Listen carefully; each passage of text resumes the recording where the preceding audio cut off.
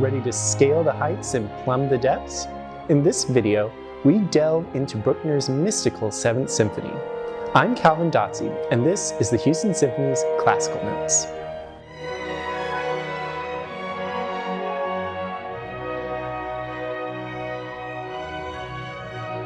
First completed in 1883, Anton Bruckner's 7th Symphony was one of the Austrian composer's greatest successes.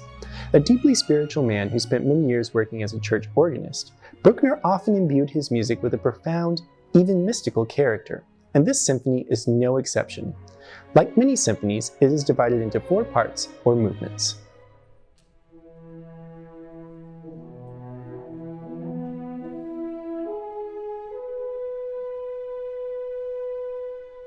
The first movement has 3 main ideas, beginning with a long melody for the cellos.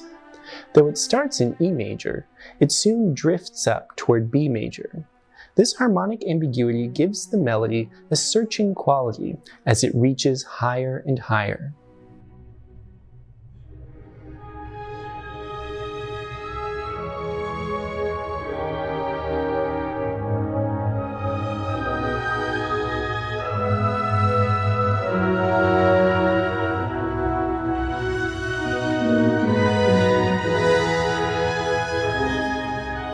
The second idea soon follows.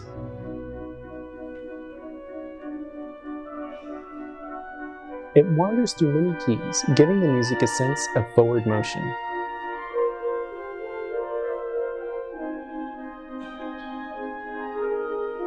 An intense crescendo builds to the third main idea. The music becomes more and more dissonant until the tension resolves into the dark key of B minor.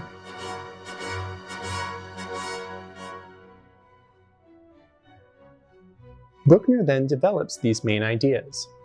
The wandering second idea becomes a poignant soliloquy, seemingly voiced by the same cello character that began the symphony.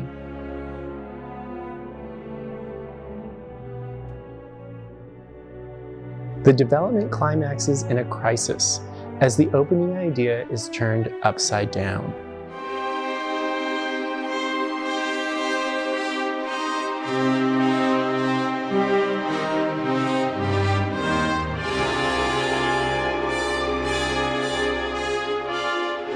After a reprise of the main ideas, the movement at last finds what it has been searching for, with a glorious E major chord.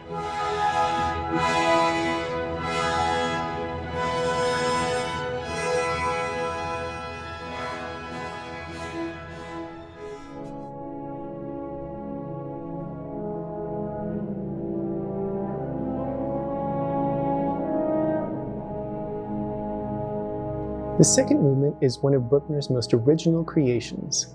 Its somber mood may be in part explained by the death of Richard Wagner in 1883. Wagner's revolutionary music had a profound influence on Bruckner's own development as a composer, and Bruckner was profoundly moved by his passing.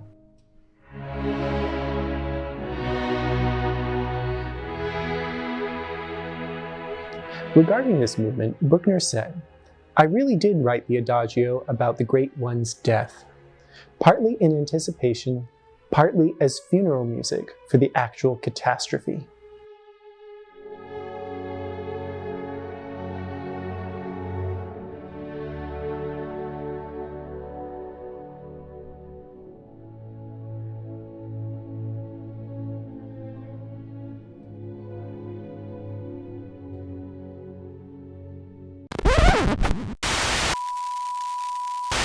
Wait, stop the music.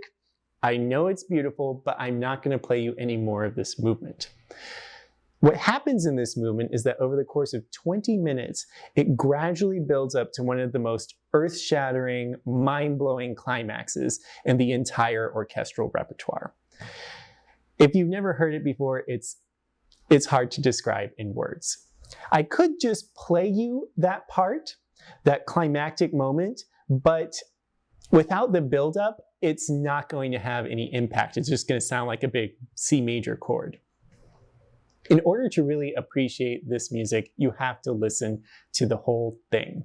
So once this video is done, I want you to go find your best speakers, your best headphones, Turn up the volume, turn off your phone, turn out the lights, and listen to this movement from beginning to end, because if you have never heard one of Bruckner's great slow movements, it will change your life.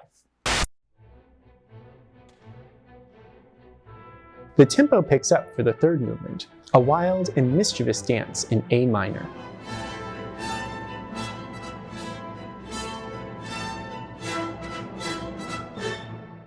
A contrasting middle section has a gentler character.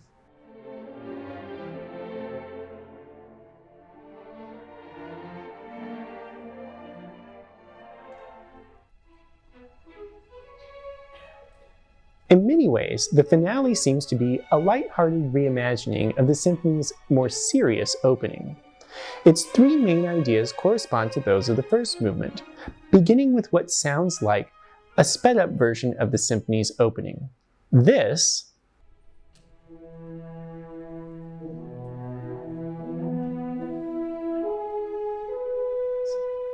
becomes this. The second idea is a wandering chorale.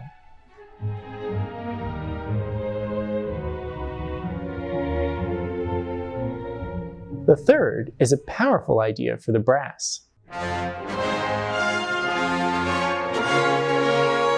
After developing these ideas, they return in reverse order, creating a kind of musical palindrome. Throughout, the music is constantly changing key. It is as if the harmonies are unbounded by gravity, wandering freely between the most distant tonalities. In the end, however, Bruckner brings the symphony home with a blazing E major chord.